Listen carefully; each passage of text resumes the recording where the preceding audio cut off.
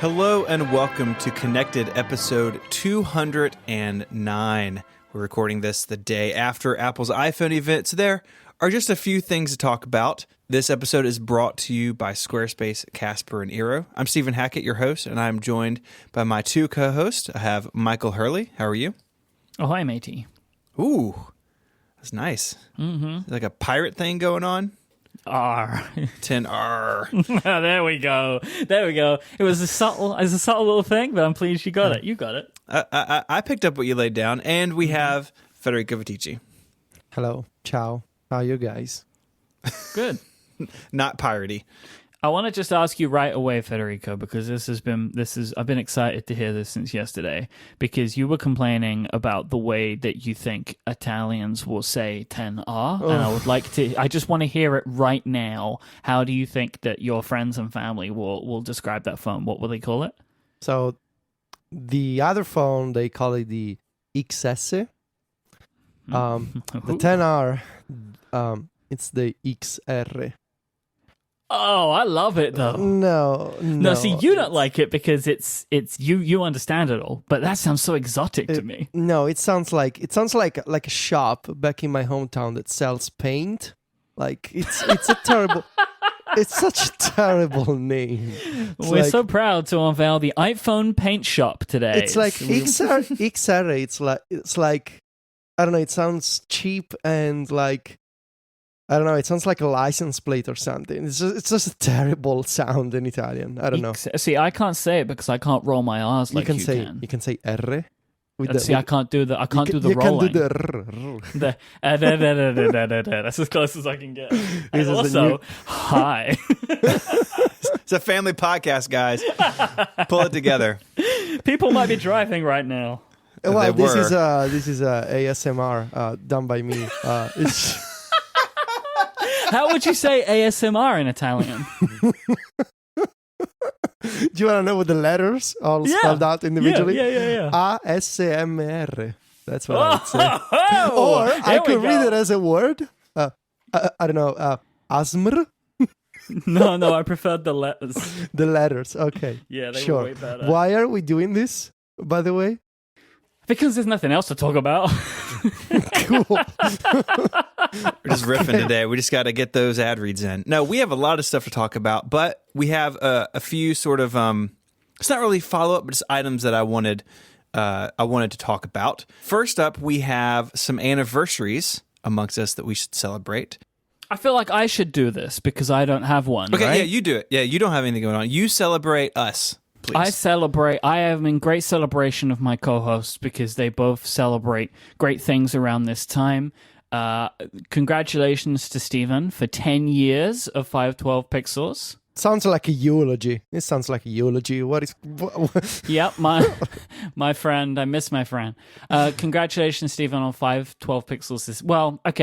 The 10-year anniversary of your personal website, because it hasn't always been 512 Pixels, right? Yes, the original name was Fork Bomber, which is a programming joke, and it was in 2008, so I dropped the E before the R. That name did not age well, so I changed to 512 Pixels in 2010 or something, but yeah, it's a decade of blogging at that site. It's all there in the archives, and it's really mind-blowing to me, but thank you for the kind words. And Club Mac Stories, the very exclusive and very wonderful website-based club, is 3 years old. Congratulations on that, Federico. Thank you. Yeah. Doesn't this line up with the website's anniversary, though? Or is that not true? What do you mean? Like, you didn't launch the club as an anniversary, like on an anniversary time for Mac Stories, did you? No. Okay. No. Yeah, you just chose the worst time of the year for no specific reason, right? It was just one of my terrible ideas. Yeah, and now you're kind of bound to that. It was like, if I could pick one time of the year where I'm not busy and I could launch this massive project, what would it be? Of course, mid of September. Like, It's perfect. Yeah. Because you'll never have to deal with it again in mid-September, right? You'll never, ever do any kind of anniversary-based things. No. Yeah. Well, 2 years' time is going to be bad for you because that's going to be 5 years, and then you're going to have to do something big exactly during iPhone season. But I've left the best for last. I have an idea. Well, before we go there, I have an idea for what Federico could do. I think he should give away an iPhone on the 5th anniversary of the Club Mac Stories. Buy an iPhone and give it to a club member. That's a good idea. You should write that down. Be saving up for it. Or open an actual club in Rome. Or, now stick with me here. You create some sort of drawing. So you have everyone's, personally identifiable yet GDPR safe data. You could, in a GDPR safe way, pick a winner and go fly to their house and help them for 3 days. You spend the night at their house, like in the living room, building custom shortcuts for them. Whatever they need, you go to their house, and it's like hands-on shortcut training with Federico. Sure. That would be the new tier of Club Mac Stories. It's the white glove tier. Yeah.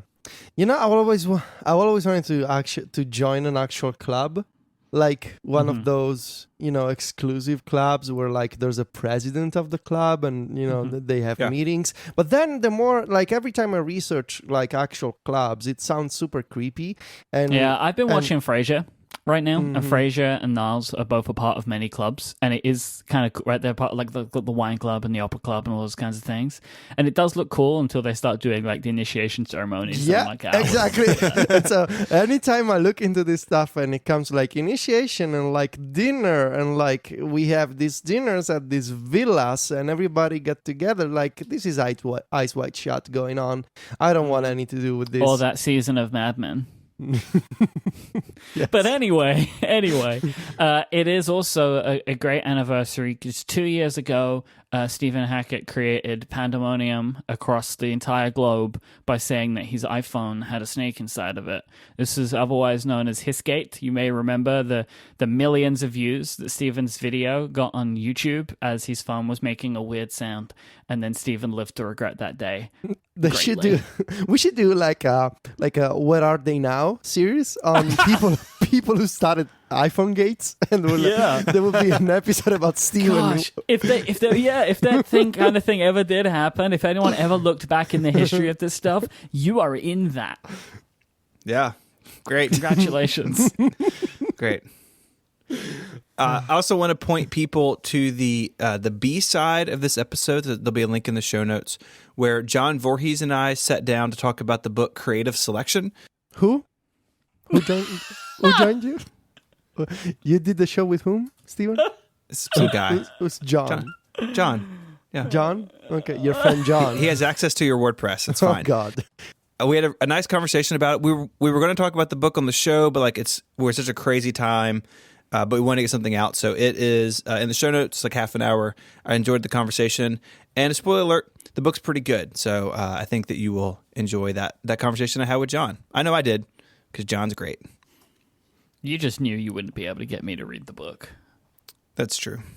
We're having fun today. We're going to have a lot more fun today, but we should actually get truly serious for a moment because it is the month of September, and the month of September is Child Cancer Awareness Month. And every year we do this where Stephen sets up a page for the St. Jude. Is it a marathon? It is. So this year, all three of our kids are doing the kids marathons. This is cool. Yep. They run all their miles in the neighborhood, and we do the last mile together as a family downtown with people cheering and stuff. So it's a lot of fun. So that's what we're doing as a family this year is the kids marathon. So there will be links in the show notes, 2 links. One, which is a link straight to St. Jude's donation page. There is another link to a piece that Stephen wrote about what September means to him and his family and to many families across the world. You should first go and read that piece and then take all of the emotions that you get from it and turn those into cash and give that money to St. Jude because they deserve it, because it's an incredible place that does incredible things. Stephen and the Hackett family want to raise $20,000 this year, so they're already halfway. This is a time where we're all about to put obscene amounts of money into technology. Maybe just siphon off a small amount and give it to St. Jude instead. It's a good idea. Thank you, Mike. I think it's a great idea. It's always hard to transition out of that, but we're gonna do it, and we're gonna get into some sort of mini topics before we get into the meat of the keynote. The first, I just wanted to mention briefly, the leak situation this year is not great. Last year it was firmware. This year, it's all from the website. We had the stuff that our dear friend of the show, Mr. Rambo, found, but then we have a dear friend of the show. He's been upgraded. And then we had a sitemap get published a couple days ago and had URLs and names and all sorts of stuff in it. Those two pretty significant leaks, both from the website sort of product marketing, whoever, group within Apple, which is different. It's a new place for them to leak. I was curious if you guys had any thoughts on that. Like, for me, at least, it feels like this is inevitable. As Apple continues to grow and they have more people working on more things, it's harder to keep everything buttoned up. But I don't know. Are you guys surprised that it happened again? I understand how, those images that came out that we were talking about last week. I understand how that happened. It was still stupid, but it happened. I cannot believe that the sitemap stuff got out after the image stuff got out.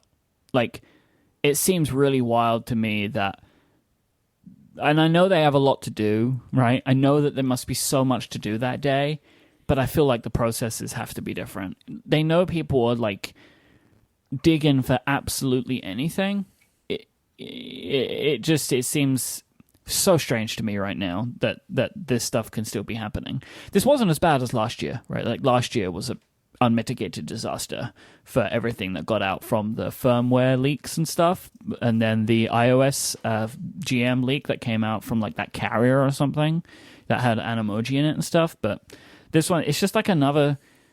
It seems like they're not having problems so much now necessarily with people leaking stuff, telling stories to other people.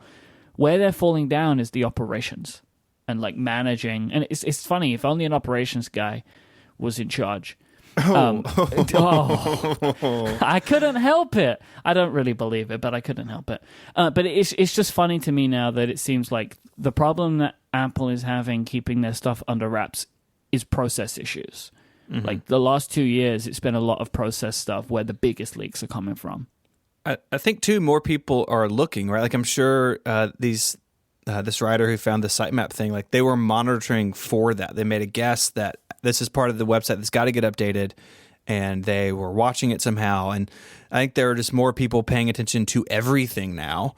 And that's only going to continue. As these things happen, people realize, if I spend a little time and make some educated guesses, I may be able to break a story, which is great. I'm not that's great.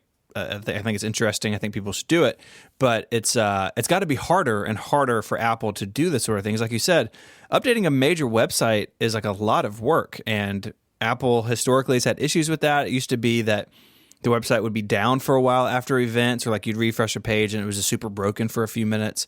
They've gotten better over time, and I would imagine that this won't happen again, that they now have processes in place of you don't update the sitemap until the keynote's done, and maybe that means the website will take longer to be updated in the future, but that's better than it leaking from Apple's perspective.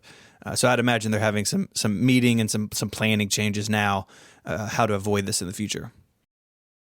Yeah, it just feels inevitable at some point that you just need to test some of these things in a production environment. It seems impossible to just assume that Apple has a staging site and they test everything on the staging site and then they just go live in production without having actually tested anything on the real website. So they need to perform some of these tests. Should they be better at it? Should they be smarter at it? Or maybe just do it in some countries with some different processes? Maybe. But there's just going to be people looking at this stuff all the time. And so I don't know what the solution is. The sitemap one feels like something that could have been prevented, maybe. But I don't know. I just feel like at this kind of scale, with this kind of attention, people are gonna be looking for anything they can find. And it could be worse, right? It could be you leave your new iPhone in a lift or something, as it happened to the Google Pixel. Yeah. Still, this stuff, and there's people who get really upset about these leaks, people who get upset on a personal level. They're it's I see people saying it's their Christmas got ruined or something. This is not I don't understand that kind of frustration that comes with the fact that some people were able to get their hands on unannounced products or details from Apple. Like, it's not like they killed your family or something. So Wow. I mean, I'm just speaking my mind. It's like I see people get really upset on Twitter about, when leaks happen. And I get it. Like, if you work at Apple, I get it that it's a disappointment. But people who don't work at Apple and people who don't have friends or close friends or friends of friends or family that work at Apple, why do you get so upset? I don't get it. People like surprises. Speaking of surprises, there'll be a HomePod update coming next week. We knew there was going to be some stuff because they were going to support Siri shortcuts and other things. But let me just run down this list, and maybe we can gauge how excited we are about these features. So Siri shortcuts are coming. Thumbs up. Well, that's already supported now, actually. I hate to be the actually guy. You can sort of teach explained. I'm sorry. But most people don't have access to the shortcuts beta. So, like, we'll meet halfway. Lyric search for music. Is this something that you guys are excited about? Like, the Echo does this, and I actually have used it several times, and it's handy when you need it. I have never gotten a positive response anytime I've ever tried to do this on any device ever. I don't know why. It never works for me. It's because you entered the wrong lyrics, Mike. No, but I'm good at lyrics, and I will not accept it any other way. Maybe I'm better at lyrics than the machines, right? I know more words than they do. I don't know what it is. Okay. Do you have rage against the machines about it? Ooh, that's a good reference. Phone calls. You can make phone calls on your HomePod. Oh, finally. See, another device that I need to make phone calls on. I don't want to make phone calls on my phone. I almost always take phone calls with my AirPods. Like, if I have a call scheduled with somebody, it's not on Skype, I always use AirPods. I don't, and I can do that. I can pace around my office when I'm on phone calls, and like throw my tennis ball against the door, and like I need to walk, and the HomePod will let me do that, but I already have AirPods. Like, this doesn't do much for me. Yeah, I just want to call my mom from my HomePod. So why though? What? Because I'm a good son and I call my mother. Yeah, but like, okay, no. I call my mom too. But why do you want to do it on your HomePod? Or HomePod? Because you can have your mother's means... voice booming throughout the entire home with your 3 HomePods chained together. I'm not going to do that. I just think it's convenient because it means I can call my mom while I'm doing something else. So I can, for example, I could be cooking and just ask the HomePod to call my mom. And I wouldn't have to use my phone and get, soap or sauce or whatever on my phone. I wonder how well the person on the other end hears. I'm intrigued to try this. I want you to try this when it happens. I want you to call me and then you can cook something and we'll see if we can have a conversation. We'll find out. Like, okay, sure. We have Find My iPhone, so you can ask the HomePod, just like you can on the watch, to make your iPhone or iPad or whatever make some noise. I think this is great because I use this pretty often. I'm happy about this because since I stopped wearing my Apple Watch, this is something that I miss. So I'm pleased about this. But here's a question. Whose phone does it ping? Is it just the one attached to it? The one with personal requests, I would assume. I would assume that, but I wonder, so if you are in an iCloud family deal, like we are in our household, in Find My iPhone, I can see all my wife's devices, and that was not possible before we were in an iCloud family. So I do wonder if it will tap into that. My guess is that it won't, and it will just use the sort of paired iPhone, which is like still a limitation of the HomePod, that it's basically like the personal data is tied to one device and it doesn't have multiple accounts yet.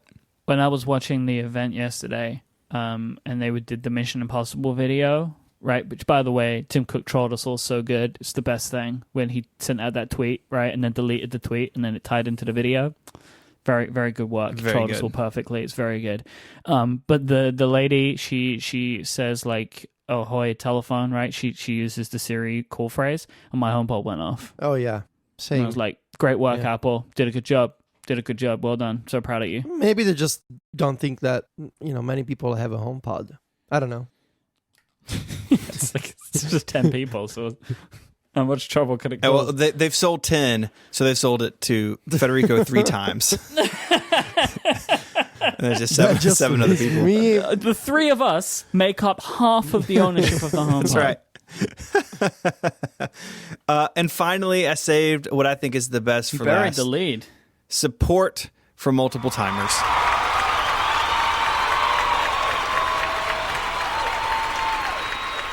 This for me is like one of them. I have two things that keep me using the Echo. This is one of them. The other one, I don't know if they're ever going to change, which is the ability for me to order my groceries directly through the grocery provider that I use. I can't see that changing. It seems unlikely. But the multiple timers thing, that is massive for me to be able to set those up when I cook. So this is another really big point ticked off, which should have, I mean, we've complained about it for the last year. Should have been there from day one, but I'm pleased that it's happening. So I have a Echo story for y'all that reminded me of it. So, I bought a HomePod. I tried it in the kitchen, and my entire family revolted and said, put the Echo back. A lot of it was the multiple timers and some of the other stuff that they've added since. But what I'm running into now is frustration with the Echo because it will sometimes just forget about smart home devices. Like I've got these iHome, like they plug into the wall and you plug a light into them, so they just cut the power on and off. The Echoes will just... sometimes forget about one. It's like, hey, turn on the dim light. And it's like, I don't know about dim light. Please add it to your... It's like, what are you doing? But HomeKit has never forgotten about it. And so when this update comes out, I'm going to put the HomePod back in the kitchen for like another test because I think the updates they've made to it would allow it to replace just about everything we use the Echo for. We do music, we do multiple timers when we cook, and we do, hey, play us the news. And you can do that on the HomePod as well. And the other stuff, all my smart home stuff is both Echo and HomeKit aware. I would lose voice command of the Roomba, which is like the best thing in the world, but I would get over it. So I think I'm gonna give the HomePod another shot in the kitchen after this update, and I'll report back to see how that goes. Yeah, it really is like the groceries thing. We use it so much that it'd be frustrating because it's not even just a list. Like it literally adds the thing we ask for to our shopping cart. So when we do our grocery order for delivery, it's already in there. It's very clever and it's an Echo skill. And I can't imagine a way that the HomePod will, at least in the near future, be able to make that any better. So it's a shame, but the HomePod is getting better. All right. We should probably talk about those new iPhones, but before we do, let me thank Squarespace for the support of this show. Make your next move with Squarespace. They let you create a website for your next idea. You can grab a unique domain name. You can take advantage of award-winning templates and have everything backed up with 24/7 customer support. Squarespace are an all-in-one platform. They give you all of the features that you need and back it up with the support that you're going to potentially need, right? Like if you're a person who's new to this kind of thing, you've never built a website before, and maybe you get stuck in some places, that's why Squarespace offers that support. But I have built many websites in Squarespace, and I have absolutely zero experience with how to build websites. Like I don't understand how to write code to build websites. I don't know any of this stuff.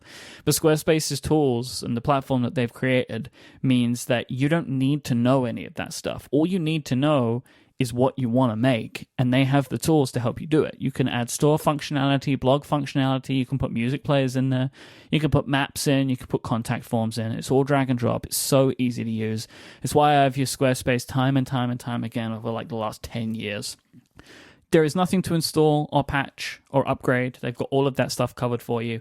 Seriously, if you've never tried it out before, or maybe you've got a new project in the works, or you're fed up with the way that you're currently using or working with your stuff online, go and sign up for a free trial. Squarespace.com/connected. There's no credit card needed to do it. You can play around with Squarespace and see if it's right for you. And then when you're ready to launch your site out to the world, you can sign up for a plan. Their plans start at just $12 a month, but you can get 10% off your first purchase of a website or domain when you use the offer code CONNECTED at checkout. So that's squarespace.com/connected and the code CONNECTED to get 10% off your first purchase at Squarespace. We thank Squarespace for their support of this show and Relay FM. Squarespace, make your next move, make your next website. So we have new iPhones. Woohoo! What a surprise. Yeah, who knew? I think we're going to treat this episode as if you basically know the news at this point. Yeah. I think that's the safe way to handle it. Kind of talk about our thoughts and reactions to it. If you don't know the news, then I would like to recommend that you listen to episode 210 of Upgrade, because we went through a lot of the news. So you can go and check that out. And when you come back, we'll be here for you. And then we can continue. So Stephen, continue. Okay. I will continue now. So we've got the S phones, and I want to see what you guys think about this. I sent sort of like two reactions to this in the community. One, that this is kind of like a boring S upgrade year to the iPhone 10 with the new 10s and the 10s Max. And then I get the sense that this is also like people are also like really excited about these new phones, particularly the larger one, which I want to talk about sort of separately in a second. But first, like, do you guys fall in one of those two camps of this is kind of like a ho-hum year for the iPhone, or is this a bigger deal than maybe it lets on? I don't think it's a bigger deal. If you look at the improvements in terms of like the camera, or we just saw today the first benchmarks from Geekbench from I suppose reviewers who just tried the new phones. It doesn't feel like a huge bump compared to the 10. But I try to keep an open mind, and I try to listen, especially to the word of the people. And in my case, the people would be my girlfriend from last night. We watched the keynote together, and she summed it up, the iPhone section, quite nicely, I would say. She said that the technical parts were boring, so she just got up and did stuff around the house. And that the phone, she said, so it's basically bigger and a bit faster. Which I think for the 10s and the 10s Max, I think it's a good summary, honestly. It's a bit faster, and the fact that the CPU name is the same kind of hints at that. And it's bigger. So if you were looking for the plus-sized iPhone 10, this is it. So it's a new phone, but also it's kind of not new in the sense that besides the camera stuff, which we're going to talk about, I don't think there's any major difference yet. I guess we'll see if maybe more stuff is added exclusively for the 10s family with 12.1, which should come in sometime in the fall. I could see some features being exclusive to the iPhone 10s, but also I don't think we're in for that kind of major revelation of, so this is why, we didn't see much software at the September event, because Apple was saving all of these exclusive features for the 10s for 12.1. I don't think that will be the case. So it's a spec bump here, basically, and there's a bigger phone.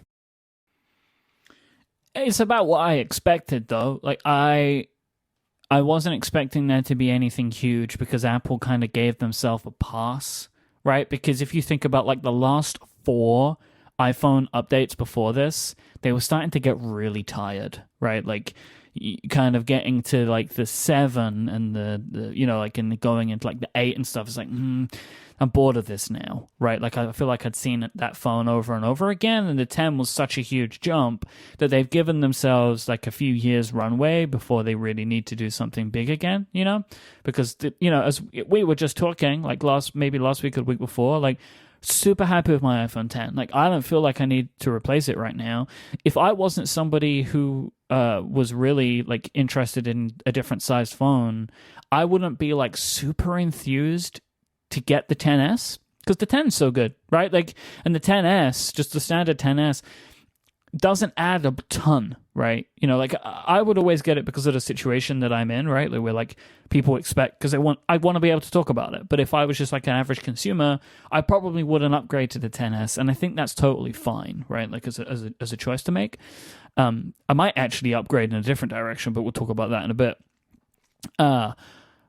But I think the big thing here, the kind of the thing that's made this whatever the feature would be for the S year, is the fact that the iPhone 10 is now a line of phones, right? Like there are 3 of them now. Like that is the thing. Like the feature this year is that you have a choice, and you can make some choices about the phone that you want to buy, and those choices give you different advantages, different disadvantages. It's up to you, as opposed to like adding Touch ID or 3D Touch or whatever. They've just made everything about the 10 a little bit better in the places that it matters, and then they've also expanded it into a product line. Like that, I think, we look back, right, at these S revision years, and we're like, like the 5S was when they introduced Touch ID, and the 3GS was when video became a thing, and the 6S got 3D Touch, right? Like we look back each year at like, that S revision brought this, And I think that in a couple of years' time, the 10S revision was when they had 3 phones for sale that were all new, which, It's also the first time in a couple years where the regular size phone and the big one are the same device, right? So for a long time you had the dual cameras on the Plus and not on the regular size phone. When did that start? I guess the 7 and the 8. So now with the 10S and the 10S Max, you're really just picking between size. The other metrics are going to be the same, and I think that's an interesting change as well from how they've done it in the past. You spoke about the Geekbench score. I think we should talk about the CPU a little bit. Apple, of course, always spends time on that. They spent a lot of time on it in this keynote. This keynote felt padded out in a few different areas. This was one of them, in my opinion, talking about the neural network and all the things that it could do. It'll make Face ID a little bit faster. Face ID is the same. It's the same, sensing hardware, but it should just be able to do the computational stuff a little bit quicker. Talked about real-time Core ML, talking about how they've hooked the neural net up to the image signal processor with the camera. So now it's doing what do they say, 1 trillion operations every time you take a photo? That doesn't make any sense. It was funny to me where they were like, we've gone from 2 billion to 1 trillion. It's like, these are just numbers. It doesn't mean anything to me. To me, 200 billion sounds bigger than 1 trillion. I mean, you have 200 versus 1. Or they could have said 900 syllables. billion. Right? It takes you a longer time to say it, so it kind of feels bigger. It feels bigger. I was not impressed when he said, and we went from 200 billion to 1 trillion. It's like, wow, what a letdown. It's not surprising, though, because those numbers are beyond average comprehension. Right? Yeah. I have no scale anymore. If you can go from 200 billion to 1 trillion... Mm-hmm. then what you've done, I can't fathom, because you've taken, it took you so long to get to 200 billion, and then you're just whatever, we'll just, by these massive factors, we've increased it. At that point, it's I can't comprehend what that means anymore. Is that a really good thing, or is it just an average thing? I have no idea. Yeah, they should start giving performance updates with practical stats. Before, you could edit a 4K video. You could export a 4K video in 30 seconds. Well, now you can do it in 20. And then I can sort of understand. I think they do that where it's possible. I don't really think there's a way. Because, what this is kind of enabling is we can make the pictures better. It's that's not a quantifiable thing. You're pictures will be 2 times better. You can't, that's not a statistic you can give, right? So it's just everything, you'll be 4 times more handsome in this photo. This picture is twice as better as the iPhone 10. Sure. This picture is blow away. So we went with CPU names, right? We fell into the trap in believing that the CPU name would change every year. Clearly, we've now found out that there is some kind of naming scheme that Apple has. It's gonna change next year. It will change next year for sure. Bionic I don't know Max. about you guys, but I was really confused for the first 10 minutes of them talking about the CPU. I was like, "That's the same one," because I couldn't remember the numbers. All I could remember there was the name. But I think it's the trillion that gave it away. When they did the 1 trillion, I knew that was the new one. Because the old one didn't have trillions, just billions. That's true. During that part of the presentation, my girlfriend got out of bed, and she's just like, "This is boring. I don't care." You watch these things in bed? That's so cute. We were lying in bed and watching on the big TV because So we have chill. a 57-inch or something TV. So yeah. Oh, you have that in the bedroom? You don't have that in the living room? We do. Oh, yeah, it's in the interesting. bedroom. Yeah. Yeah, me and Adina were watching it together at home, and it was funny to see the moments where she would just pick up her phone and just start going on Reddit or something. It's okay, this part's boring for you. Yeah, they got deeper into some of that tech stuff this time, and so we should talk about. We almost talked about it. So the name is A12 Bionic. They reused Bionic from the A11. Our guesses last week, just to review, none of us got this right. Federico said A12 Nitro. I said A12 Supersonic. Mike said A12 Momentum. Kate said A12 Canon, and Steven Mike's Travis name- Smith said Mike's A12 name Plasma. is terrible. Mike's A12 name is Momentum? so bad. It is not so bad. bad. It's bad. It's terrible. You should not be in charge. You should not be in charge of picking CPU names. Supersonic, Nitro. I think, was the best out of them. Cross that off your resume, Mike. That you're not good A12 at Fast this. and Furious. That's what you're picking over there, Mr. Nitro. When they have to brand the CPU names, Apple's doomed. So the question is, Federico, you put this in the show notes. The question is, who are these demos Yes. for? Like, who Yes. is benefiting from these explanations? Like they announce every time you announce these apps and these games, this parade of people coming on stage and walking off stage and doing demos. Like, who cares about this stuff? Like consumers, nobody's talking about. Like, it's not like my mom is calling me. She's like, "Oh, did you watch the demo for the new game by Bethesda?" It's like, no, my mom doesn't care. My mom just knows that there's a new iPhone. TV doesn't care. Like, I was watching the news today, and of course there was a segment about the new iPhones. It was super generic information. They actually called it the Steve Jobs Center instead of the Steve Jobs Theater. So this sort of gives you the idea of the attention to detail that the mainstream media has to this kind of stuff. The press doesn't care. Like, you don't see articles about, oh, and here we break down the demos from the Apple conference. No, nobody cares about the demos. I have like, my it theory. feels to me, I have my theory. It feels to me as if they do demos just to feel, well, for padding for the event, to just occupy time when they need it, and just because they need like some kind of visual reinforcement for the things they just announced. But in practice, most demos are useless, and this is just my personal opinion. It just feels like a waste of time. Like, you just needed to fill time. I think the reason that they do it is to validate the claims that they're making. Like, it's attempting at validation of saying that this CPU is better because it can do these things. Because if they don't do that, what else are they talking about? Right? Like, if they can't, like, because what they're saying to you is this phone is faster because we did this. And then they're like, look at all these things that are now better that couldn't be done before. And I agree that is almost in service of nobody, right? Because it's just like consumers don't care about it. I think it is for the press.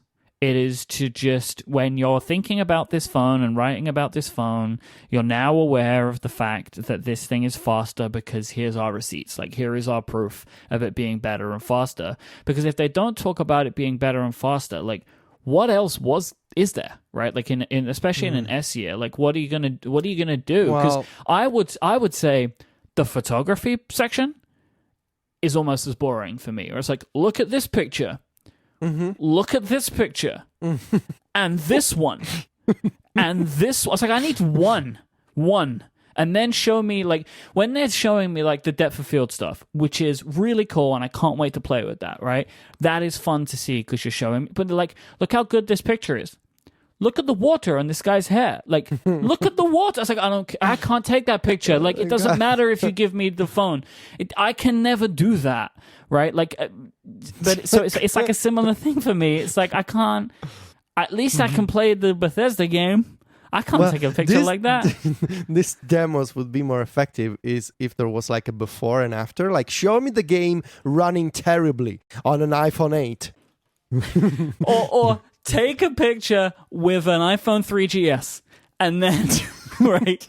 But like the real thing you actually want to see is, in serious, it's like, take that picture with the iPhone 10 and then take it with the 10s. But they won't do that because the difference won't be big enough. Right, and so, they won't do it because some of these old phones they keep selling, and it's not like they can say, "Well, look how crappy this phone is." So, like, the thing is, like, I don't know, like all of this stuff, especially in the S years, that they just feel like they have to show something to back up their claim, because otherwise, all it is just like we were just talking about it, the 2 billion, right, or the trillion. That means nothing. At least the basketball guy, whilst I kind of whatever, at least it's showing something that it can do, right? Where they're like, look, we couldn't do this before. This is the kind of stuff that can happen now. And whilst that is applicable to barely anyone, right? Like, are you playing basketball at a close to NBA level? Then this app's for you, right? Like, I'm not 100% sure who that was in service of. I'm so glad it's here now, because in secret, I have been training to join the NBA. I Finally, knew finally, it. Finally, you he's taken it. Oh, whatever. It's the push I needed. The technology will let me finally reach my full potential. all the vlogging and all the buying camera equipment and all the buying tripods and stuff was all in preparation for the moment where you can finally train, put your iPhone on a tripod and use the home court app to monitor your throws and your jumps and your elevation. Can we talk about the 10R? Please. 10R. I really want to talk about this phone because this is. All right, I'm going to say, right, I've been talking for weeks about why I thought the 10R was a bad idea. I was totally wrong. You mean the iPhone 9? Yeah, the 9. When I was talking about the iPhone 9. You mean the 10C, the iPhone 10C. The 10 or the 9C is like what we was thinking of, right? Like it's going to be just like the 5C. No, but because we're thinking like this is going to be just like the 5C. It's going to be the iPhone 9, right? Like it'll look like it, but it will be colors and it will fail because it will be old. Apple totally surprised me because the 10R is basically packed with everything the 10S has inside of it. Like pretty much the only differences are it has an LCD screen instead of an OLED screen, and it has one camera. So like it's just missing the telephoto lens, even though it can also do like software portrait mode photos. Like I was super surprised at how much new technology went into this phone. Like they have I am really surprised that Apple has found a way to pack this thing full of the new technology. So really it's like you're getting a phone that looks like the 10, but it's cheaper and is in colors, and it has all of the stuff that you might want. I'm surprised. I keep thinking about this, and the more I think about it, the more I feel like there's a catch somewhere. Because it looks like an iPhone 10. It's got the same design. It's got an LCD, but most people don't care. Like, they don't care about LCD versus OLED. Like, we care, but again, my friends don't care. It looks like an iPhone 10. That's what matters. It's got portrait mode. It's done via software. And then I started reading, information that I was able to gather about this on Twitter and some of the articles that I read.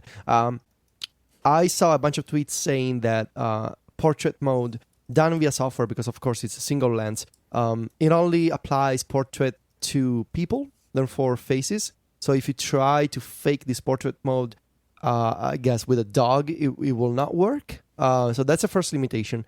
And then I also saw other tweets saying that of all the studio lighting effects, only 3 will be available on the 10R, which is also interesting.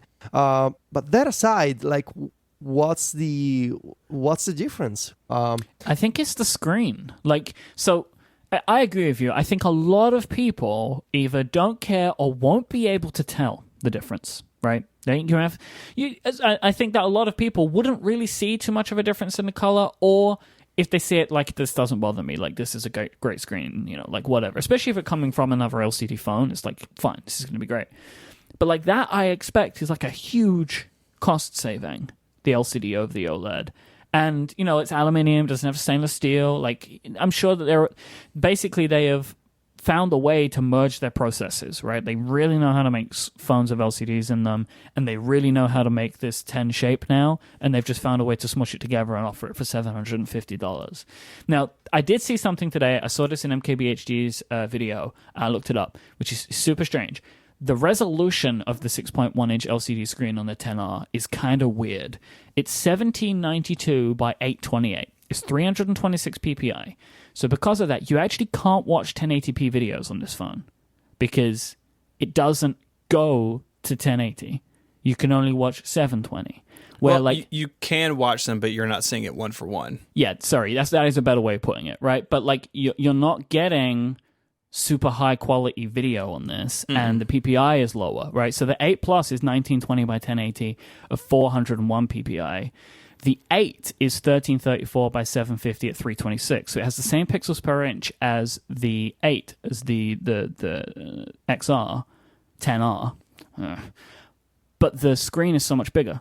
So, I don't think that it's necessarily... I don't think this is a problem. I just found that interesting, right? That maybe this is part of it. Like that LCD panel that they're using is maybe not the highest quality panel they could have used, potentially. I don't know. Yeah, it's it's basically like an iPhone 8 screen, but but just like more of it. Right? It's not stretched out. It's actually just like if you had a sheet of screen, they just cut a bigger chunk of it out. Mm-hmm. That is interesting. Again, I think it's something that I think the 10R buyer is someone who right now has an iPhone like 6S or 7. Yep. For them, it's the same resolution they've always had. There's just more of it. Yeah, I don't think that this is a problem. This was just an interesting tidbit.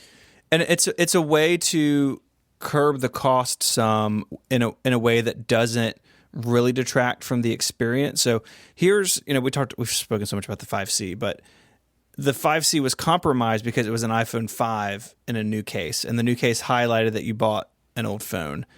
This is different because it looks just like the new phones, especially when you put it in a case. The iPhone 5C case had all its holes punched in the back, so you could see your bright green phone shining through it. This in a black leather Apple case is going to look to almost everybody just like a 10. And that's fine, and because this phone isn't for people who I don't think many people are going to go from the 10 to the 10R or something like maybe some from like the 6S Plus or the 7 Plus to this. So they're going to see a little bit of reduction in screen quality, but I don't think this is a bad deal. And what's so interesting about this phone, like you said, Mike, it is very similar to the 10S. It's the same as the 10S in terms of performance. It may even benchmark faster because it has fewer pixels to push. You can get loads of storage. You get a really good camera. It has Face ID. It has all this other stuff. This feels like a product that not from the Tim Cook Apple. I was really afraid that this phone was going to be sort of basically another 5C. Basically they took the old iPhone 10 and put it in a aluminum case. And they didn't do that. They made this phone that's sort of in between the 10 and the 10S, but closer to the high end. And that is encouraging to me because Apple, they could have made this phone less expensive, but they decided to make something good. It is still more expensive than the 8 that it replaces, but it's less expensive than the 8 Plus. So again, it's right in between. I think it fits in really nicely with what they're doing, and I'm glad that it's got the performance and so many of the specs from the new phone, so it's not penalized out of the box by being a year behind. Do we know the RAM of the 10R? Because if it's got less RAM than the 10S, I have a feeling that, and this is a really clever move if my theory is correct, that this phone will be successful because it's not a compromise right now. Unlike the 5C, you're not compromising on anything right now. But I have a feeling that it will be a compromise eventually, perhaps in iOS 13 or iOS 14, when people will replace their 10R. I have a feeling that whenever major new feature Apple is working on, it will be compromised on the 10R. If there's a difference in terms of RAM. We don't know. If there's, we don't know yet. I saw an article claiming that the 10R has 3 gigs of RAM, whereas the 10S would have 4. And it wouldn't be unusual for Apple to limit, functionality based on RAM. So it's not a compromise now, and I think it's an excellent phone right now. And I keep looking for a catch, and I couldn't find one, perhaps because there's no catch right now. But I mean, I look at buying iPhones personally because I always want the best, and I look at this expensive purchase and I'm like, this is an investment, and I know that whatever major iOS feature comes out, I will be able to run it because I got the latest and greatest. With 10R, I think it's going to be an excellent phone for most people. I wouldn't buy it myself because I want to have the peace of mind that I will get all the possible iOS features and functionalities that I can get. And if it's got even slightly worse specs than the 10S, I think that would be a real possibility eventually. Not this year, maybe not next year, but at least in a couple of years. If I didn't want the biggest phone, I would want to take a look at this because I would consider it because I love the colors so much. Because it really does have pretty much everything that I want, right, from the phone. It's fast and I'm fine with the camera. I love the dual camera system. It's really great, but I'm not wed to it. It's a great advantage, but it doesn't significantly changed my experience in any meaningful way. You know, like sometimes it's nice to zoom in on a photo a little bit, but like the photos are such high quality, you can zoom it in software, especially when sometimes the phone does that for me anyway. But I think, you know, but like I just got the placebo effect and just thinking it's always the second camera when it isn't always, right? But those cameras, like colors, I should say, I'm all about that coral color. Like it looks so good to me. Like the orangey pinky one, I love the look of that thing. They all look great, and Jason was talking about the glass back and the aluminum, like the color being slightly off. It's weird if you look on MKBHD's video, that difference changes based on the color. So like the blue maybe a little bit closer than the coral, or whatever the case may be. But I think they do look really nice, and I think people are really going to like them. I think it's going to be really interesting to see over time how these phones sell. So there's a really good article by Ben Thompson that's in the show notes called The iPhone Franchise. You should definitely go read. But part of what he talks about, and part of what I think a lot of us are thinking about, is the mix of phones. So last year you had the 8 and 8 Plus as sort of like the regular updated phone, and then you had the 10 on top as like the enthusiast device. But the 10 outsold the others every quarter that it was for sale. And now it's gone, by the way, which I think is good because it helps keep this line cleaner than it would have been otherwise. And so now this year, like they've got one sort of mainstream phone, maybe the 10R, and then they've got the 10S and the 10S Max on either side of it size-wise, but both more expensive. So what is going to happen to the average selling price? I'm sure initially that the iPhone XS and XS Max will sell very well, driving up the ASP. We're all getting ready to talk about what we're going to order. All of our phones are going to be very expensive. You add AppleCare. You add the new AppleCare with loss prevention. It's even more expensive. But,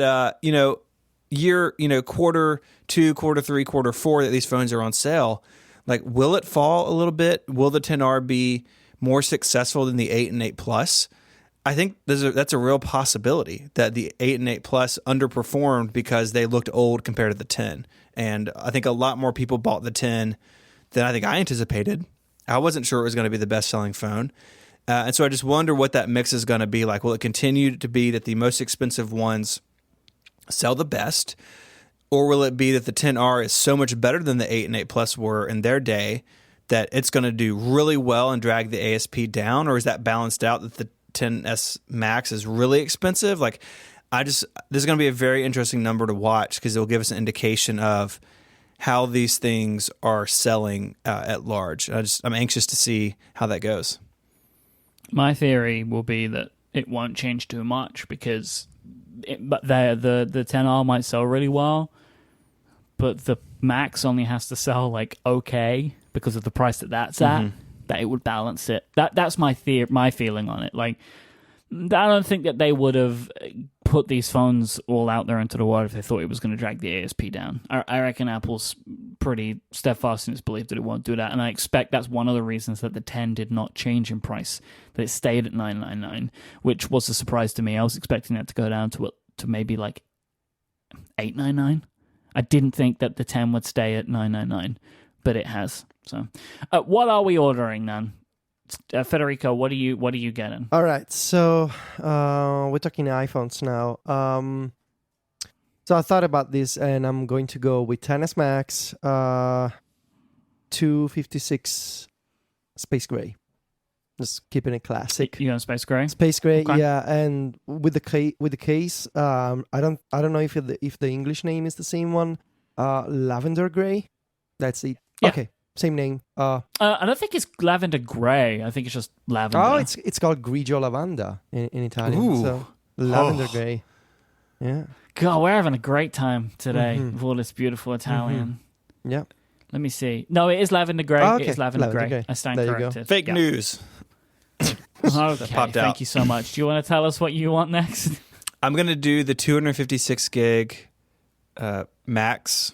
I've talked about this before. I generally alternate colors, but I really don't like the space gray back, but I love the black stainless rim. And so I'm going to do what I did last time, and I'm going to have my phone and my iPad And last year is like whatever device came up first, like my phone. I think I bought it on my iPhone last year. That was going to be silver. If I bought it on the iPad, it was going to be space gray. I think I'm going to do the same thing this year and leave it to chance. The gold looks really good. It's just not for me. But I appreciate that. I think a lot of people are going to really like it. I do, however, No case. a case. I'll order the black leather one as I have and use it sometimes. I have it on now because, as I discussed last time, I broke the back of my phone a little bit. Broke it. That crack is spreading, which is troubling. Of course it is. I'm going to keep the iPhone 10. I'm going to get it fixed after my new phone shows up. But I'm excited about the Max. I'm going to order it, but I'm a little concerned it's going to be a hair too big. It is the size of the old Plus phone, but it's all screen. And that upper part of that screen is going to be really far away. I hope that it sticks. I want it to stick. I want this phone. I want the battery life. I like the size, but it's going to take some getting used to again. And so I'm ordering it, but I'm reserved a little bit that it may not be right for me in the long run. So I guess we'll see. Control center is going to be useless on this thing. It's like wasted. It's going to be awful. It's just like, hey Siri, open Control Center. It's the only way that we'll be able to deal with it. Yeah, I don't know what it's going to be like, right? Like going to that size again because of the pure screen size. Like, obviously, I'm going with the Max, and I will find a way to make it work for me. But it may not be a one-handed device anymore. We'll see. I'm obviously going 10s Max. Okay, so ideally, I will get the 256 gold. That is ideally what I will get, because I think the gold looks really good. I'm also open to 512 and or space and or silver, I should say. It all just depends on what I can get, right? If the 256 gold, if I miss it or it's sold out, I'm not going to be like, oh well, no iPhone. I will go for 512 gold, and if I can't get that, then I will try 256 silver or 512 silver, because I want a phone on the day one. So ideally, I want the 256 gold. I love the gold. I think it looks awesome. I can't wait to see it in person, but everything I've seen of it, it's like, yes, that looks so good. I will get a case, which does kind of make me sad, right? Because I like the way these phones look, but I have to put them in cases. And I will get the blue Horizon case, because I think blue and gold is an excellent combination. So that's what I'm going to go for. I do want to say, right, so it does feel super weird to be ordering the phone tomorrow. It feels too soon from the announcement, right? Because it's Wednesday to Friday. It's just one less day than normal. Don't quote me on this, but I just feel like the ordering process is not going to be as stressful this year as last year. You just said it on a podcast. It's impossible to well, not no, quote I can you. say it, but you can't quote me on it, right? Like, I've just said it, but we all signed the non-quote I haven't agreement. signed anything. So Yeah, I mailed that out to tens of thousands of people. But and if anything, it's just because last year we thought it was going to be really bad, and it ended up to be like okay, right? Because everyone was saying, "Oh, it's not going to be." I'm confident that there will be as many as there should be, if that makes sense, right? Like, it will be like a regular release. As long as you're there at the start, you'll probably get what you want. all right. Which was mostly what it was like with the 10, but we were all freaking out beforehand, thinking there was going to be like 5 per country. So it's that time of the year again. Pre-order tips with Federico time. No, because your tips last year were a bust. Well, you didn't apply my tip correctly, so there's a new and improved version of this segment. So he got it wrong, but you still improved it anyways? That sounds He like got it wrong, but I improved the way that I describe my instructions, so the people like Mike will not get it wrong this time. My instructions had a part that was Brutal. implied, and Mike went the wrong direction. So today, go through the Apple Store website or app on your iOS device and mark the stuff you want to buy, you want to pre-order tomorrow as a favorite. So whether it's an iPhone or a case or an Apple Watch, hit the heart icon and add it to your favorites. Confirm that the items you want are in your favorites section of your account, of your Apple ID. Make sure that your credit card is up to date and that it works and that your bank is not going to flag the transaction or anything like that. Tomorrow, wake up, I would say 30 minutes before the pre-order, have a coffee, make sure you're awake, have multiple devices ready to go, ideally on separate networks. We've been there before. Keep your computer on Wi-Fi, keep your phone with the Apple Store app on 4G. Try to use both the store website and the Apple Store app. You may have better luck with one of them. Last year, my friends Mike and Steven, I think you guys used the app, I used the website. So there's CDN involved. So your friend might see the Apple Store website already up in the United States, but maybe it's still down in Europe. You just gotta keep refreshing and eventually it will work. Now, last year, if I'm correct, Mike, you wasted time deciding during the checkout process whether you wanted to have the phone delivered or go pick it up at the store. No, my problem was I wanted to do pickup, but I wanted to choose my store. Right. Okay. Don't do that. But I have to do that. Why? You're just gonna waste There's time. like a specific store that I need to go to. That's the problem. Why don't you have it delivered to your house? Because then the deliveries never arrive. They never come. All right. So if you're like Mike, I'm afraid I cannot help you because you're gonna have to spend a few seconds either entering your zip code or picking from a list of stores nearby. Like all these interactions count when everybody's trying to buy an iPhone, whether it's Safari asking you for location access or typing your zip code. Like you're gonna waste a few seconds doing this, and if you absolutely need to do it, do it. Yeah, it's like I have to pick it up from the store. Okay, I get it. All right. And I have to choose the store that I want to pick it up from. If you can stay at home and wait for the delivery, just go straight to, ship to my address, you're done. Also, here's my second tip this year. Don't add Apple Care or a second device to your first purchase immediately. Like tomorrow morning is what I'm going to do. I'm going to go get the iPhone, deliver to my house, and that's it. Then I will go in for a second order for my iPhone case, the Apple Watch, and Apple Care. If you don't want to waste time, you can actually get Apple Care the day that you buy your iPhone, that you receive your iPhone. You can go to the website and buy Apple Care online, and it will still apply. It does this super weird thing where it's like checking the diagnostics. It's so strange. But you can buy Apple Care within a 60 or 90-day window, I think, of you getting the new phone. So you don't have to add all of this stuff as you're getting the phone. Everybody's trying to buy the iPhone. It's going to be messy. There's going to be slow loading times. Just go for the phone first, then get all the other stuff. That would be my suggestion. And if you can, don't waste time picking stores for pickup unless you absolutely need to. That's all really good advice. I think people should follow it. But after we get ours. Piece of advice one is wait for us all to tweet about the fact that we have made our purchases. Yes. And then you can wait for us, right then remember my tips and apply them. But first, wait for us. Today's episode is also brought to you by our friends at Casper, the company focused on sleep, dedicated to making you exceptionally comfortable one night at a time. And they do this by making the mattress a mattress and a set of mattresses that are perfectly designed for humans. They have engineering to soothe and support your natural geometry, giving you all the right support in all the right places. Because, ladies and gentlemen, you spend a third of your life sleeping. Don't you want it to be the best it can possibly be? This is why you want a Casper mattress, because they combine multiple supportive memory foams to make a quality mattress with just the right sink and bounce.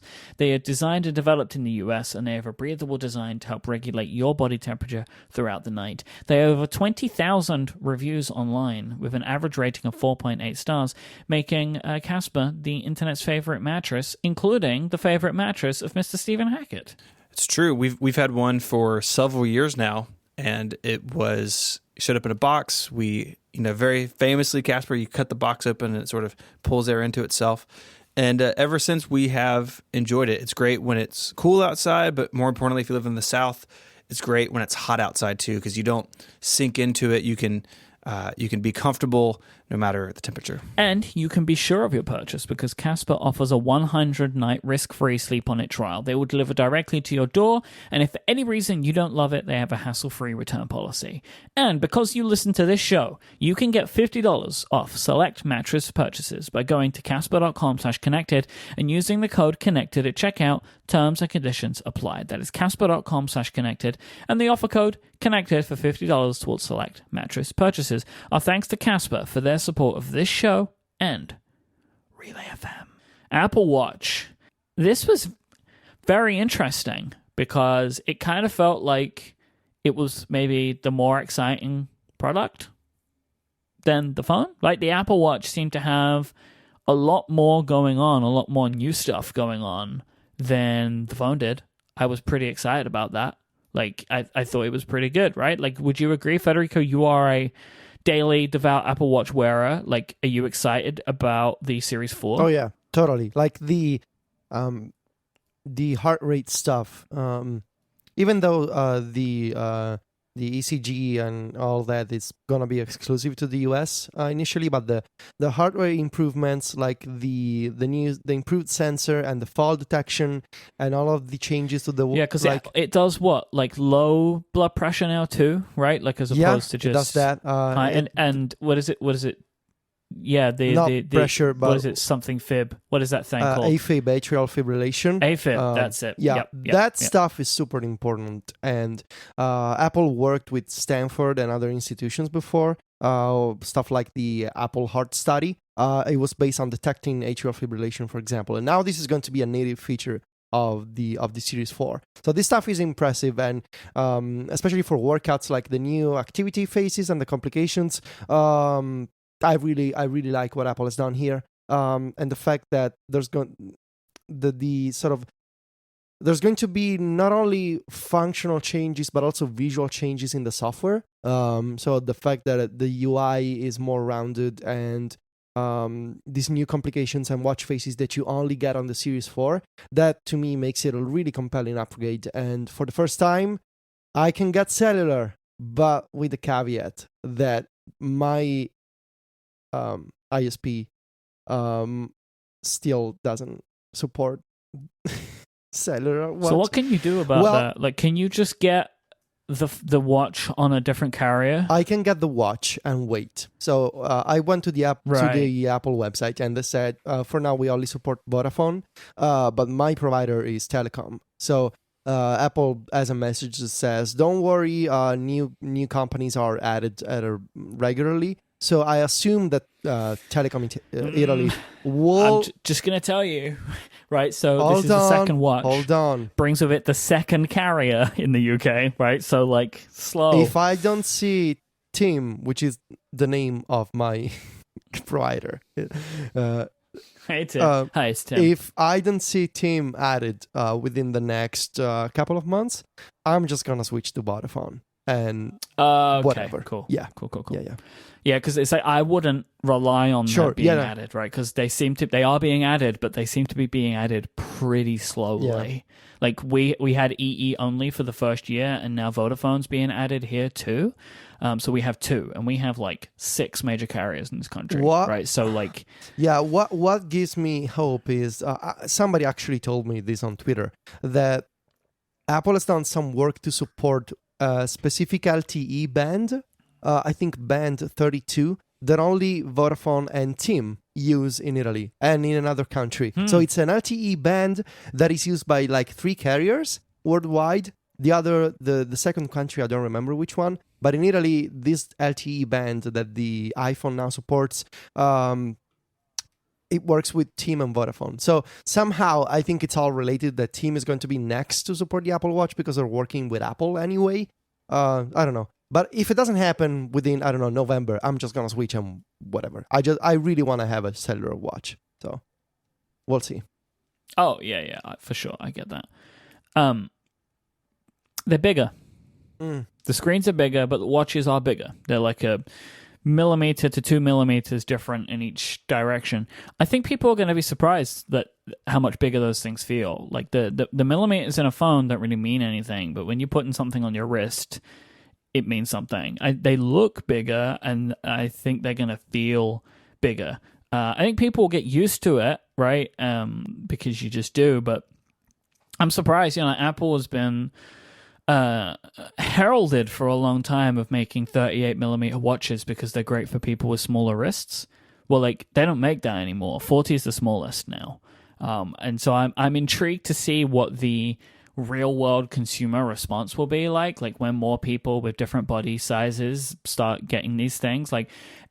Is it going to be a shame? So there will be a 40mm in this house for Adina, for my wife, and she is tiny. So I'm super intrigued to see what she thinks about the 40mm, if it's going to be too big for her or not. There's a tweet from our friend Casey Liss. I can't be. Is he a dear friend or just a friend? I don't want to go crazy. Acquaintance of the show, I would say. I would say frenemy of the show. Frenemy of the show. Frenemy of the show. Frenemy of the show. Okay. Frenemy of the show. Casey Liss did the thing we all did several years ago, where you print out the size of the watch and try it on. I think he said further down this thread, and I think some other people chimed in, that they wear the 42 now, but they're going to go to the 40 because the 44 feels too big. This is a deal where I'm jumping ahead a little bit. I'm not ordering one tomorrow, but I may at some point in the future. But I think I would try them on if you have any question, and because it is a big jump. I also, because I like poking at the Apple press sometimes, even though we are the Apple press, people always slam other smart watch makers for not having a 38mm watch, and now Apple doesn't have a 38mm watch. They've gotten that's what I was getting at, bigger. right? That's what I'm getting at.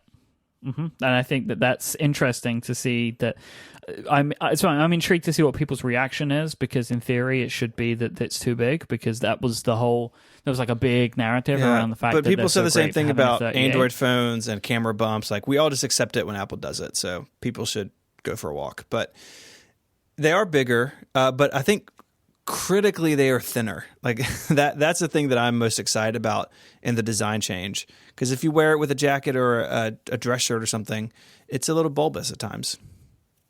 Now it's smooth and flat.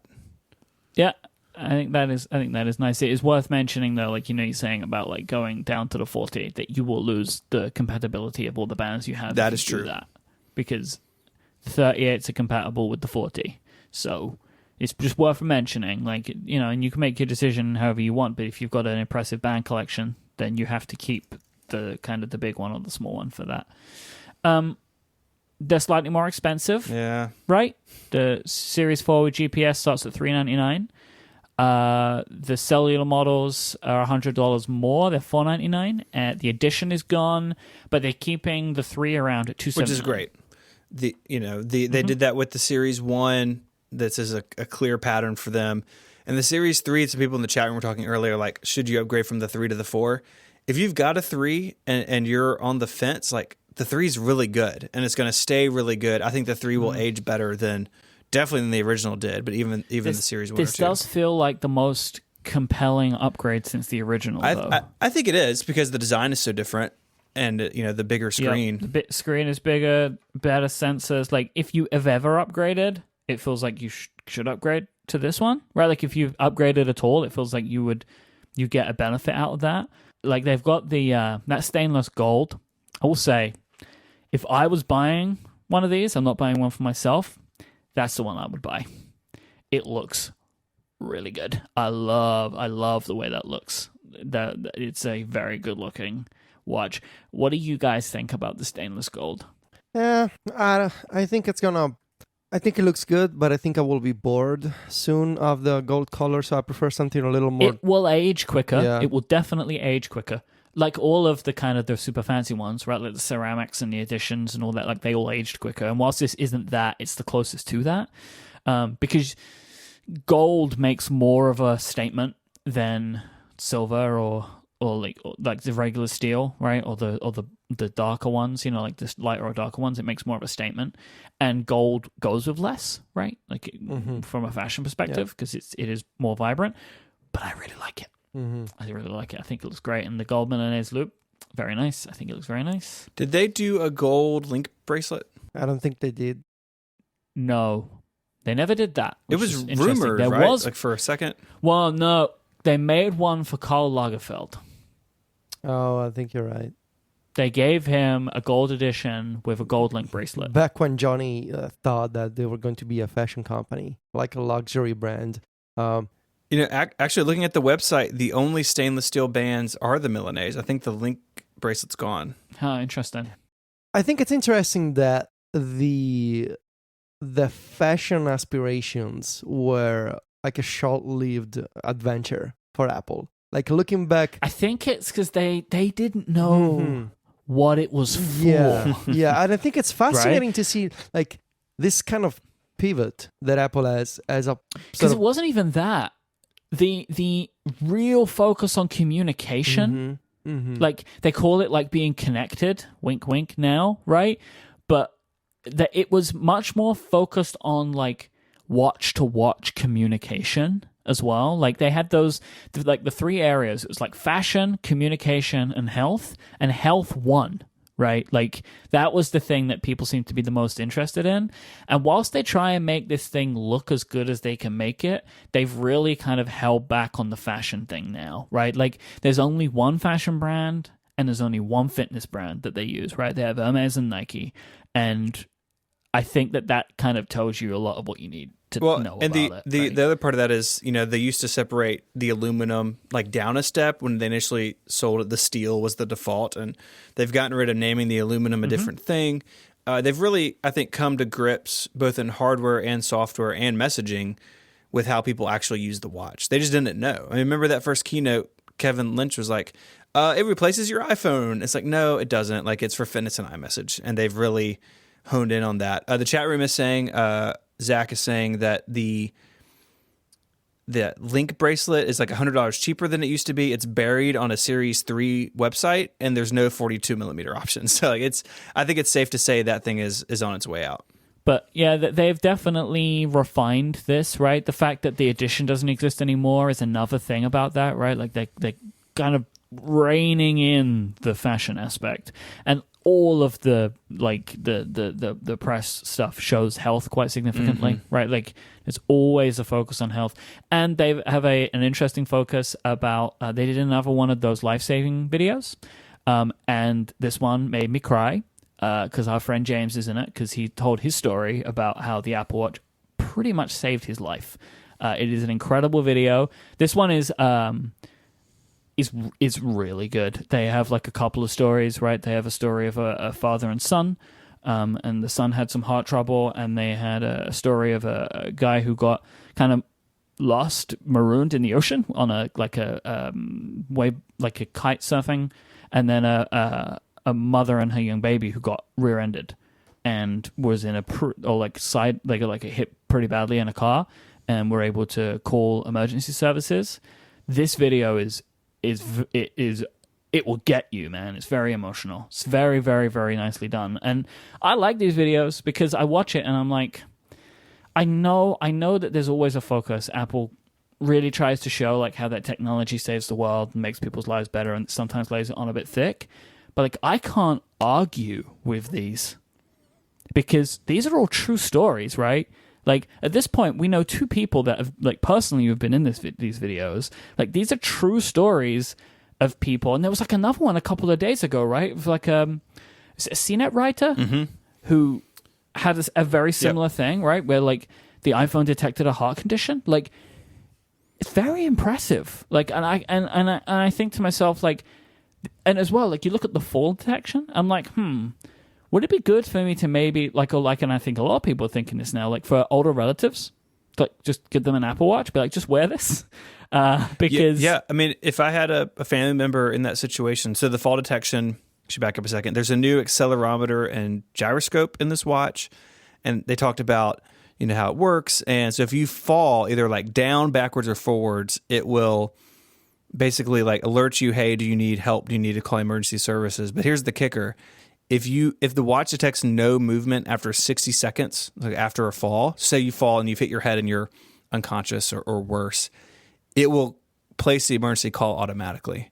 That is like Apple at it, and especially the Apple Watch at its very best. It's absolutely great. I love it. So, what's happening, Stephen? You're not buying one, right? I'm not. I'm going to hold off.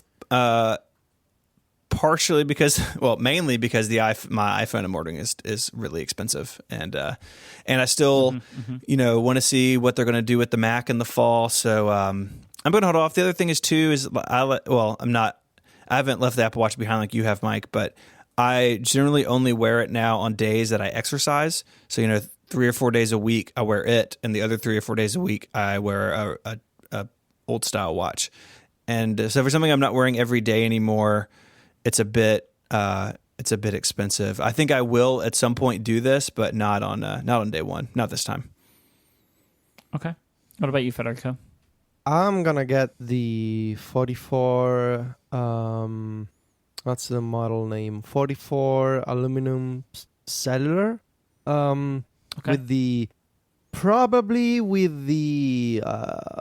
light gray sport loop, because I really don't want another white sport silicone band. I have like 3 of those. Do you have any of the sport loops? I do. I'm wearing one right now. It's a red one. It's the Nike one. I just bought my first one not too long ago. I don't like the way that it looks, especially with the stainless steel, but I've been using my watch for sleep tracking, and it's great to sleep in. Tomorrow morning is gonna be easy. So what color aluminum did I miss? That gold, space gray, or silver? Silver. Silver.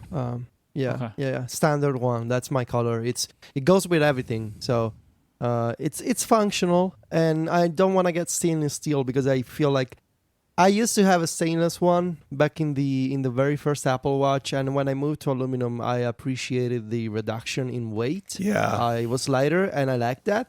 And I don't want to go. I like stainless, but I don't like the extra weight. I will be buying the 40mm gold aluminium with a pink sand sport band for Adina. That's what she wants. She's going bold, and I encourage her because I think the gold aluminium looks really good. They use it a lot when you're going through the band selections. They use the gold one a lot, like more than they use the dark one to show like the band pairings. And I think it looks good. So, and as I say, if I was buying one for myself, I'd get the gold steel. But even though this is a really, really great Apple Watch update, like it's in my opinion, the best Apple Watch update that they've done, like year over year. I still don't. I wouldn't wear it, so I'm not gonna spend the money on it. But there will be a new one in the house, so I can try it out. I can play with it, but I'm not gonna get one for myself. I'm gonna get the cellular for her as well. I don't think she's gonna use the cellular, but just in case for the option later on.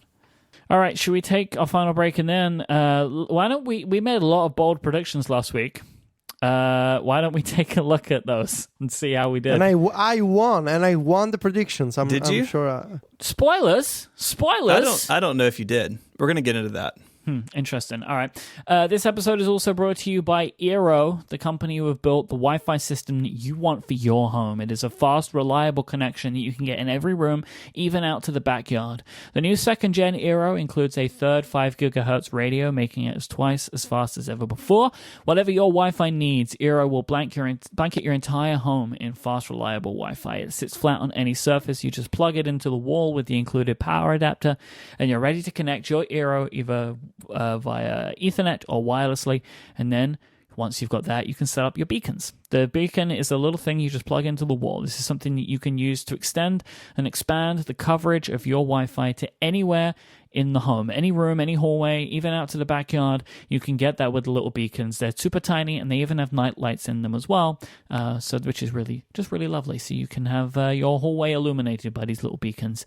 This is how you get an enterprise-grade Wi-Fi system in your home in just a few minutes. You can expect having a full coverage of Wi-Fi around your entire house. Stephen, would you agree? I know you have an Eero set up at home. I do have an Eero set up at home. Our house is L-shaped, and so with a single access point, I really struggled to hit both ends, and the Eero is great. I have the main base station in the center of the house, and sort of at the ends of the L, if you will, I have the beacons. Like you said, they just plug in, so you don't have to like have a surface to put them on. One, in fact, is just in a hallway because it doubles as a nightlight. And then I've got a second one out here in the office that's connected via Ethernet back to the house. So I can like go across the backyard on a phone call and not drop the call because I can just seamlessly move between the base stations. It's easy to set up and works reliably every day. You don't have to wait weeks to get a hold of your new dream Wi-Fi setup. For free overnight shipping to the US or Canada, go to eero.com, EERO.com, and at checkout, select overnight shipping, then enter connected, and the overnight shipping will be free. So that's eero.com with the promo code connected to get yourself free overnight shipping for your new Eero system. Our thanks to Eero for their support of this show and Relay FM. So we made predictions. And now we have to grade ourselves. Federico, let's start with you, because I think you went first last time. You said 2 new iPad Pros. Oh, that was wrong. Well, Redesigned smart keyboard. of course not, because there's no iPad. iWork updates for iOS 12. That was a disappointment. What were you hoping for? I don't even remember He this. wanted a productivity iPad, is what he wanted. Yeah. Yeah. Can't wait to do some number sheets. You did get the next 3 correct. So you had cheaper phone is not called the iPhone 9. Mm-hmm. You had new watch bands. Mm-hmm. And you had Series 4 has multiple changes to watch faces, which beyond the leaked one we had seen, and you were correct on that. Mm-hmm. And as you can see, these items that I got right are the most important ones. That's why I But won. I think this is about percentage. This is about this is about percentage. Wait. No. It's not about percentage. It's about the importance of the stuff you got right. No. Yes. No. This is not. No. You. Who's it important to? Who's it important to? Well, for example, let's take a look at Steven. Well, I don't know. So I said, let's go through it. I said no iPads. I said iPhone and Apple Watch only. Got that correct. I said no Macs. Got that correct.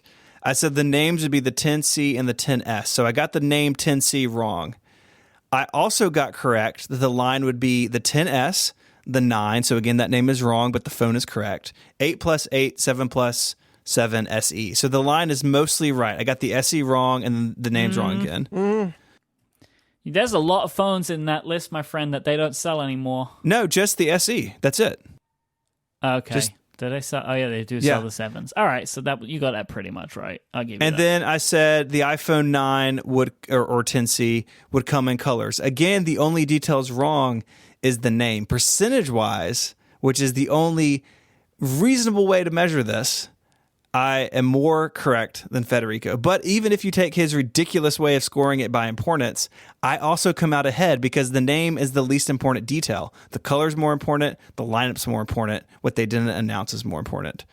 I'm just saying that for once, the a voting grading system based on the sort of the idea of the electoral college would have been successful here. Let's not talk about that. So what we can agree on is that Mike did miserably. Is that Mike lost? Mike lost. That's what terribly. matters. As the loser, I am going to pick the winner. Ooh, that is what I would give myself. Stephen won this. Like, I'm sorry, Teachy, but Stephen won this. Of course, he's your co-founder. Because of course, you're biased for Stephen. Why don't we consult air power predictions? Okay. Well, and before that, we need to talk about yours. You're not off the hook.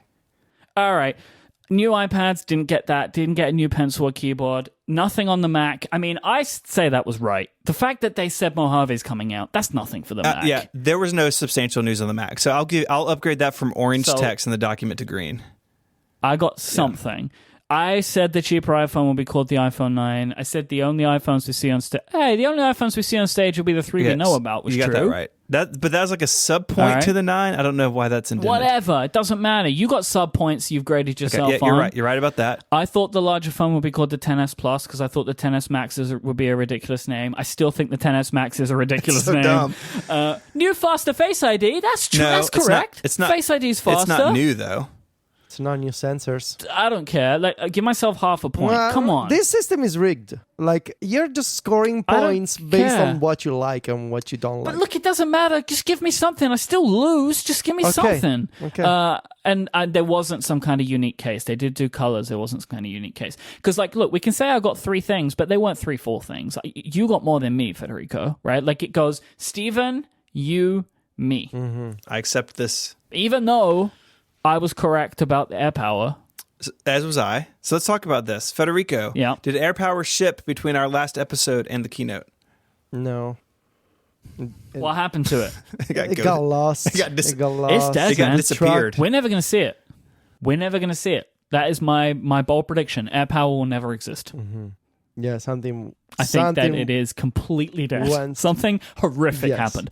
I think a lot of things caught on fire is what I think happened, because that really feels like what would happen to mean that this product would go from getting significant time to never appearing. And I think stuff was overheating, like it was just a technical disaster is what they had on their hands. I don't think we're ever going to see that product now. Like, I think it's dead. It's dead. So we should talk about that a little bit. It is still on the website, only on the AirPods page. Yeah, I've seen a lot of people point out that AirPods page is outdated in a bunch of ways. Like, there's a lot of products on that page, like old Apple Watches and iPhone 7s, and yeah, it's like that page could do with some TLC, because I think they've held off on an AirPods update Because of this? because of this. Yeah. So here's the deal. You promised a prize. So what are you getting yourself and me and not Federico? I don't know. Well, so see, that's how it works. You two are the co-founders of Relay, and you just assign points to each other. What are you talking about? What are you talking the about? The system is rigged against This is me. madness. What are you talking about? Like, we didn't stop air This is- power from occurring. This is a conspiracy against me. I just texted Phil Schiller and was like, hey, man, I need you to hold off on this because I want... You two run the prize. company and decide how to assign points. You are the one who wanted a prize in the first place. We're only discussing a prize because you demanded a trophy. You demanded a prize, which I have nothing. I have nothing for a prize. But look, Federico, you did a good job. You got 50% of your stuff right. But you didn't get as many things correct as Steven did. It's more like I would say it's more like 60%, because really iWork is doesn't really does. You chose 6 things. 3 of them were right. I don't know what you want from me. An iWork update for iOS 12. What would it even include? Like, what is new in iOS 12 that iWork would support? You wouldn't understand. You don't use iOS. Yeah. What are they going to do? They're going to have shortcut What? support? Well, what are they gonna do on the Mac? Hey Siri, add a row to What my are they table. gonna do on the Mac? my budget spreadsheet. Support touch screens? This is Oh, going in a direction that I didn't expect. Like, I don't know why we're in this situation. We're in this situation because my grading needs to be higher. It's not 50%, it's like 60%, because the things I got wrong are like accessories to the main. You got 60%. Thank you. You got 60%. Thank Steven's like 75 or 80 Yes, at least. he won. Hey, boys. All right, boys. okay. I'm gonna okay, end the fine. show before we Steven, break up. You got no. Steven, you got 80% of stuff. Federico got 60%. I got 40%. That works. All right. All right. I'm going to end it. We're done. There's probably going to be an episode next week, but if there's not, then we love you. I I'm quit. sorry. I've quit. I'm done. If you want to read some links, some articles we've linked to, if for some reason you haven't seen pictures of the new iPhone, they'll be linked in there too. Relay.fm/connected/209. There'll also be a link to the B-sides I did with John talking about creative selection.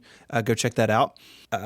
If you want to get in touch with us, you can do that from that website. You can do it via something called email, which I think some people still use. But if you want to send us something on Twitter, you can do that as well. Federico is there as Vitici. Follow me on Instagram. Whoa. That's what I'm saying. Okay. I just Twitter, man. Okay. Like, We'll I share don't our know Instagram about handles it, right? this week. Federico, what's your Instagram handle? Everyone knows our Twitter handles by this point. My Instagram handle is John Voorhees. Okay. It's a lot of pictures of Converse tennis shoes. And Chicago. He loves Really Chicago. weird. Federico loves Chicago. My Instagram handle is the same as Twitter. It's VITICCI. I'm the same person everywhere. Mm-hmm. What about you, Mike? Who are you on Instagram? Hi, Mike. I'm Mike. IMYKE. I am not ISMH on Instagram due to a clerical error. Don't go there. God, don't go there. They blocked me, so I don't know it's there anymore. But Oh no, really? I sent can them a look it up. message and I said, "Hey, I'd like to have this name. Can we work out something?" Oh, it's not as bad. All right, it's okay now. Before it was like lots of pictures of like Dead animals. just Dead animals. yeah. It was so really bad. It's not I like that am anymore. Stephen M. Hackett on Instagram. So bad. This is what happens, kids, when you rage quit social networks. You lose That's the true. handles. Mike, will you twice. put all those in the show notes? All our Instagram handles? People can find us? Yeah. Yeah. If you like pictures of old Macs and bicycles, then you're going to love my page. I don't know where we are now because you disrupted me. So we're not on Twitter anymore, but you can find us on Instagram. Federico. we are still there, like, but I just feel like it's we can evolve as We humans. can be in multiple places. So we're going to be signing up to Mastodon. Yeah. You can find Federico's work. You have to say that. Federico is the editor-in-chief of MacStories.net. So, Federico, Monday you'll be releasing your iOS 12 review. Is that correct? Yes. Spoilers. What? Spoilers. It's not a spoiler. Spoiler, it's in the twist ending, he says, use Windows Phone instead. So, MacStories.net, keep it locked there on Monday. The review will be up, I guess, midday. Do you know what time, roughly? Yeah, my afternoon. Usually I try to post it like around 5 p.m. So usually around the time. Hopefully nothing horrible will happen this year, but probably I just jinxed myself. So, but if it does, just give it a few minutes and we'll be ready. So that's midday if you're in this hemisphere. This is exhausting, Steven. Please. Just give it a few minutes. It's great advice. Just let the website ruminate for a second. If my website goes down, just give it a few minutes. If you see problems, it's probably your Wi-Fi connection. It's not my fault. Just unplug your router and try again. Yeah, you want to have your Mac on Wi-Fi, but your phone on 4G, and refresh until it comes back. Yes. You gotta mark Mac Stories as a favorite. No, but seriously, we have a new caching system this year. Actually, we've been using this new system. Oh God, it's new. Yeah. No, well, we've been using it for like couple of weeks now. 7 or 8 months. Like we added like last year. Okay, I was just like, oh, we've got a new caching server going in on Sunday. This is gonna be fine. It's been up since like last November or something. So all right, yeah. That's good. We should be fine. Great. So look forward to that. I've read almost all of it. It's incredible work. Congratulations. People should go check it out. You can find Mike on a bunch of shows at relay.fm. If you like this show, I promise you there'll be something else there that you will love. A little bit less than our show, but you'll still love it. And you can find me at 512pixels.net and 512pixels over on the YouTube. I'd like to thank our sponsors this week for making the show possible, Squarespace, Casper, and Eero. And until next week, gentlemen, say goodbye. Arrivederci. Cheerio. Adios.